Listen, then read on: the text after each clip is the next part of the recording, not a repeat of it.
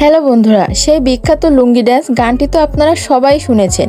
কিন্তু বন্ধুরা, আজকে আমি আপনাদের সেই দেশে ঘোরাতে নিয়ে যাচ্ছি যে দেশে কিন্তু সবথেকে বেশি লুঙ্গি পরা হয়।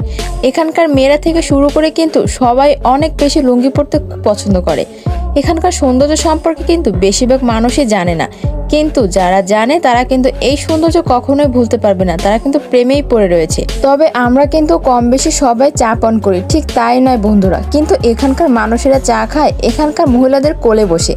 আপনি কিন্তু সবসময় এক ধরনের স্পেশাল ক্রিমি লেয়ার দেখতে পাবেন, কিন্তু কেন এই ক্রিমিকে ঘুরতে বেড়ায় একই সাথে কিন্তু দেখা যায়। আপনাদেরকে আরও জানিয়ে দিই যে এখানে কিন্তু বিয়ের কেদেই পরিমাণে সমান দেওয়া হয়, সেটা অন্য আর কোনো দেশে হয় না। বন্ধুরা, আজকে আমি আপনাদের বেশি দূরে নয়, ভারতের প্রতিবেশী দেশ মায়ানমার ঘোরাতে নিয়ে যাচ্ছি। দেশটি যে এত সুন্দর, এত রোমাঞ্চকরে ভরপুর, যা দেখলে কিন্তু আপনি অবাক হয়ে যাবেন। একটি দেশ কিন্তু বিদেশের সৌন্দর্য সম্পর্কে ভাষায় বর্ণনা করা যায় না। তো বন্ধুরা, চলুন ব্যাগটি গুছিয়ে নেওয়া যাক। তার কিন্তু আপনাদের সাথে চলতে হবে এই ডিজিটাল দেশটিতে। এই ডিজিটাল মায়ানমার দেশ কিন্তু অনেকটা সুন্দর। বন্ধুরা, আপনাদের কাছে একটা রিকোয়েস্ট, আপনি যদি ভিডিওটি শেষ পর্যন্ত দেখেন তাহলে কিন্তু অবশ্যই আমাদের চ্যানেলটি সাবস্ক্রাইব করবেন। মায়াজল চ্যানেল থেকে ভিডিওটি দেখার জন্য আপনাদের অসংখ্য ধন্যবাদ।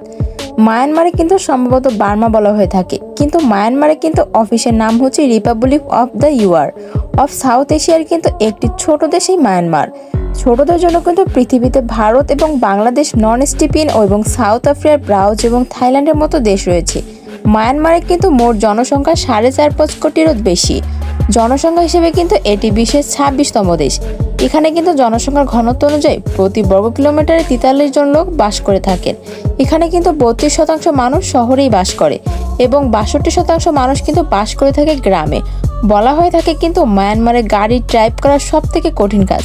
এদেশের অধিকাংশ মানুষই কিন্তু কোনো গাড়ি ড্রাইভ করতে পারে না, কিন্তু কেন, এর পেছনে কিন্তু খুবই ভ্যালিডেশন রয়েছে। এখানে কিন্তু প্রথমে নিয়ম করা হয়েছিল যে বাম দিক দিয়ে কিন্তু ড্রাইভিং করতে হবে, গাড়ি চালাতে হবে, কিন্তু হঠাৎ করে যদি 960 সালে এই নিয়ম বদলে দেওয়া হয়, তখন কিন্তু যেসব বাড়িতে লাইট সাইডে ড্রাইভিং ছিল সেই সব গাড়িগুলো কিন্তু ব্যান করে দেওয়া হবে। আজকাল তো অবস্থা এমন হয়ে গিয়েছে যে যেখানে আপনি অনেক পুরনো গাড়ি দেখতে পাবেন। জাপানে এখন এই দেশে কিন্তু গাড়ি এক্সপোর্ট করা শুরু করেছে, যেগুলো কিন্তু রাইট হ্যান্ড রাইটিং বলেই পরিচিত। এখানে কিন্তু আপনি রাইট হ্যান্ডের এবং লেফট হ্যান্ডের উভয় গাড়ি দেখতে পাবেন। বন্ধুরা, দুনিয়া ঘুরেও কিন্তু মানুষ চা পান করে, কিন্তু মায়ানমারের মানুষ কিন্তু তারা সপ্তাহে 4 কেজি ওজনে চা পান করে। আপনার চিকিৎসা নিচ্ছেন, আসলে ব্যাপারটি হলো এখানকার জাতীয় খাবার তৈরি হয় কিন্তু এই চা পাতা থেকেই, যার নাম লেখো, যার মধ্যে কিন্তু চা পাতাই মেশানো হয় এবং তারপর এটা খাওয়ার বলা হয়ে থাকে। এই চা পাতাগুলো কিন্তু তারা শুধু চায়ের সাথেই খায় না, তারা কিন্তু প্রত্যেকটি খাবারের সাথেই চা পাতাগুলো খেয়ে থাকে। এটি কিন্তু তাদের প্রতিদিনের দৈনন্দিন জীবনে একটি অভ্যাস হয়ে দাঁড়িয়েছে।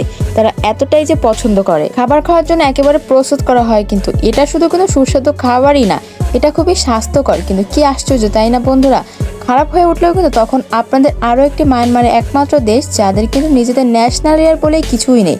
বন্ধুদেরকে কিন্তু মায়ানমারে বিহার বলা হয়। আপনি যদি কখনো মায়ানমারে চান তাহলে কিন্তু অবশ্যই ব্লাড টেস্টই করবেন, আর এসব কিন্তু খুবই চমৎকার। তাছাড়া আপনি মিয়ানমারে কিন্তু 90% জায়গায় ইউআরসি পেয়ে যাবেন। বন্ধুরা, আমি আগে আপনাদের যেমনটা বলেছিলাম, এখনকার কিন্তু প্রায় 64% মানুষই তার এক গ্রামে বাস করে। তার মানে হচ্ছে এখানকার মানুষ কিন্তু কৃষির উপর বেশি নির্ভরশীল। তবে এখানকার কৃষি নির্ভর দেখলেই বোঝা যায় এখানকার মানুষ কতটাই কর্মী। এখানে ধান চাষও করা হয় এবং বাইরের দেশগুলো কিন্তু এক্সপোর্ট করা হয়। বন্ধুরা, আপনারা কিন্তু খুব সহজে মায়ানমারে 2 ধরনের কারেন্সি ব্যবহার করতে পারবেন। একটাকে হলে কিন্তু এখানকার লোকাল কারেন্সি এবং অপরটি হলো ইউএনসি। তবে আপনি কিন্তু সব জায়গায় এই 2 ধরনের কারেন্সি ব্যবহার করতে পারবেন। এখানকার কিন্তু সব থেকে আশ্চর্যের ব্যাপার হচ্ছে সেটি হলো আপনি কিন্তু এখানে ছেলে এবং মেয়ে উভয় দিকে লুঙ্গি পরতে দেখেছিবেন এবং শিখেছিস এরা সবসময় কিন্তু লুঙ্গি পরেই থাকে।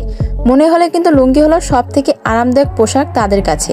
ভেন্টিলেশনের জন্য কিন্তু এই পোশাক সব থেকে কমফোর্টেবল। চাইলেও আপনিও কিন্তু এই দেশে লুঙ্গি পরতে পারবেন। লুঙ্গি কিন্তু এই দেশে একটু প্রথা বললেই চলে, চাইলেও কিন্তু আপনি এই দেশে লুঙ্গি পরতে পারেন। বন্ধুরা, এখানকার মানুষের মধ্যে কিন্তু কালো জাদু নিয়ে অনেক বিষয় চিন্তা রয়েছে, আর চিন্তা ভাবনায় কিন্তু আপনি বিশ্বাস করতেই পারবেন না, কিন্তু এটা কিন্তু 100% সত্যি কথা। এখানে কিন্তু ইয়াদ আয়া নামে এক ধরনের কালো জাদু ব্যবহার করা হয়। আরেকটি করার একটাই উদ্দেশ্য, সেটি হচ্ছে কিন্তু এটার মাধ্যমে আপনার পরিবার সব রকম বিপদ আপদ থেকে কিন্তু মুক্তি পাবে। অনেক সময় কিন্তু গভীর রাতে এখানে তন্ত্রমন্ত্র শব্দও পাওয়া যায়। তবে এই দেশের জাতীয় খেলা কিন্তু অনেক ফুটবল ছিল, আর ফুটবল খেলার সাথে সাথে কিন্তু সাদৃশ্য রয়েছে এই দেশটিতে অনেক ইতিহাস। যদিও কিন্তু এই খেলাটি খেলা হয় একটা সার্কেলের মধ্যে 6 জন খেলোয়াড়কেই নিয়ে।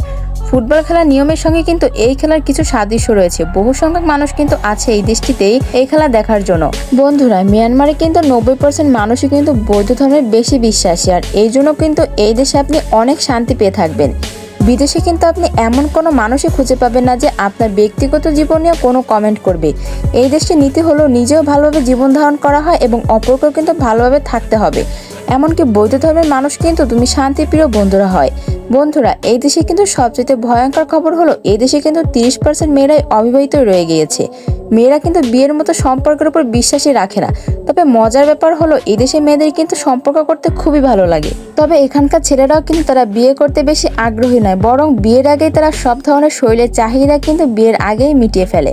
আশা করে কি বলতে হবে চেয়েছেন বুঝতেই পেরেছেন। আশ্চর্যের ব্যাপার তাই না যে সবাই কি স্বাধীন থাকতে চায়। বন্ধুরা, এই দেশে কিন্তু সবাই খাদ্যপ্রিয় এবং খাদ্যরসিক বললেই চলে। এদেশে কিন্তু সেই তুলনায় খাবার খুবই সস্তায়ও পাওয়া যায়। এখানে কিন্তু আপনি অনেক বড় বড় রেস্টুরেন্টে 100 মিটারের মধ্যে মন ভরে খাবার খেয়ে আসতে পারবেন। কখনো কখনো এইসব রেস্টুরেন্ট থেকে কিন্তু আপনাকে 2 বেলা খাবারও দিয়ে দিবে, তাও আবার 100 টাকার মধ্যেই। বন্ধুরা, আপনারা যদি জেনে না থাকেন তাহলে কিন্তু আপনাদেরকে জানিয়ে দিই যে এই নামকরা কিন্তু ওয়েবসাইট হিসেবে পর্যটন কেন্দ্র হিসেবে বেশি পরিচিত। এ দেশ কিন্তু বিশ্বের 3য় নম্বরেই রয়েছে। এজন্যই কিন্তু এই দেশের বহু সংখ্যক পর্যটকরা প্রতি বছর ট্যুরিজম করতে এই দেশটিতেই আসে। তবে এই দেশের কিন্তু জিডিপি বেশ বড় অবদানই রেখেছে। মিয়ানমারে কিন্তু মহিলাদের গালে কিন্তু আপনি সবসময় একটি ক্রিম লাগানো অবস্থায় দেখতে পাবেন। হ্যাঁ বন্ধুরা, 24 ঘন্টা তারা এই ক্রিম লাগিয়েই বসে থাকে। আর এর কারণ কি জানেন? এর কারণ হলো এখানকার মহিলারা কিন্তু তাদের পক্ষে সবসময় রোদের হাত থেকে রক্ষা করতেই চায়। একই সাথে কিন্তু তারা এটাও বিশ্বাস করে দেখেন যে গাছ দিয়ে বানানো হয় সেই গাছ সবসময় কিন্তু তথ্যসহ দিবেন। বন্ধুরা, আপনাদের সাথে চুড়ি হাতে পরা কিন্তু খুবই লোভনীয়, কিন্তু এখানকার মহিলা কিন্তু গলায় চুড়ি পরে। এখানকার মহিলা কিন্তু বিশ্বাস করে তারা গলা যত বেশি লম্বা হবে যে তত বেশি কিন্তু সুন্দর হতে হয়। অদ্ভুত সৌন্দর্য কিন্তু এখানকার মেয়েদের। তো 5 বছর বয়স থেকে কিন্তু গলায় চুড়ি পরতে দেখা যায়। বন্ধুরা, এরকম কি কখনো শুনেছেন আগে? আর এখনো যদি আপনি জিজ্ঞাসা করেন, অনেকে কিন্তু উত্তর দেবে কিন্তু মায়ানমারের রাজধানী কিন্তু ইয়াঙ্গুরে, কিন্তু মিয়ানমারের রাজধানী কিন্তু ল্যাভেইট। বন্ধুরা, আপনারা জেনে আরো অবাক হবেন যে শহরকে কিন্তু 2020 সালে তৈরি করা শুরু হয়েছিল, আর বর্তমানে কিন্তু 2006 সালে এই শহরকে এই দেশের রাজধানী করে দেওয়া হয়। বন্ধুরা, এখনো সময় এসেছে আপনাদের জানিয়ে দেওয়ার। আপনারা যদি কখনো মায়ানমারে ঘুরতে যান তাহলে কিন্তু আপনারা সেখানে কোন কোন জায়গায় ঘুরতে পারবেন আর কোন কোন জায়গায় আছে কিন্তু সেগুলো আপনারা মন জয় করতে পারবেন। তো চলুন আপনাদেরকে সেই সব জায়গাগুলোতে একবার হলেও ঘুরিয়ে নিয়ে আসি।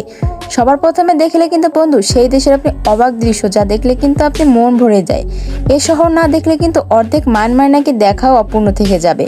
বন্ধুরা, এই শহরে আপনি অনেক বড় সুন্দর সুন্দর মন্দির দেখতে পাবেন।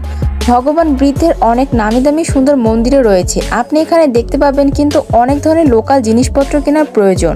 তাহলে এখানকার এই মার্কেটে কিন্তু খুবই জনপ্রিয় রয়েছে সবকিছু। আপনি কিন্তু কম মূল্যে অনেক কিছু পেয়ে যাবেন। আপনার প্রয়োজনীয় সকল কিন্তু জিনিসপত্র সকল যুবতী কিন্তু কিনতে পারে এই দেশটির মার্কেটে। তো আপনাদেরকে বলে দিয়েছি এখানকার কিন্তু আইল্যান্ড অতি সুন্দর একটি দেশ, যেখানে যে আপনি একবার দেওয়ানা হয়ে যাবেন বলা হয়ে থাকে। যে নীল পানি এবং সাদা বালুর সাথে কালো কালো পাথর এই আইল্যান্ডে কিন্তু সৌন্দর্য অন্য লেভেলে নিয়ে আসে। তবে এখানকার খাবার দাবার কিন্তু খুবই চমৎকার, আর এখানে কিন্তু আপনি সমস্ত ধরনের লোভনীয় খাবার দেখতে পাবেন যা দেখলে কিন্তু আপনার খেতে একবার হলেও ইচ্ছা করবে। আর এখানে সবকিছু কিন্তু অনেক কম মূল্যেই পেয়ে যাবেন। আপনারা এখানে যখন যাবেন তখন কিন্তু অবশ্যই এখানকার দিনে মজা নিতে পারবেন। তবে এই দেশটি কিন্তু মহিলা পুরুষ সবাই কিন্তু রান্না করতে খুবই পারদর্শী। আর এখানে কিন্তু ডেটিং করা হয় বেশিরভাগ এই নৌকায় নীল নদীর তীরেই অবস্থিত হয়ে। আর এখানে কিন্তু নারী পুরুষ বিবাহ থেকে কিন্তু সব জায়গায় কাপলই বেশি দেখা যায়। চারদিক থেকে সৌন্দর্য জালে ঘেরা কিন্তু এই দেশটি। আর আপনি যদি এখানে একবার যান তাহলে কিন্তু আপনার দ্বিতীয়বার আর ফিরে আসতেই মন চাইবে না।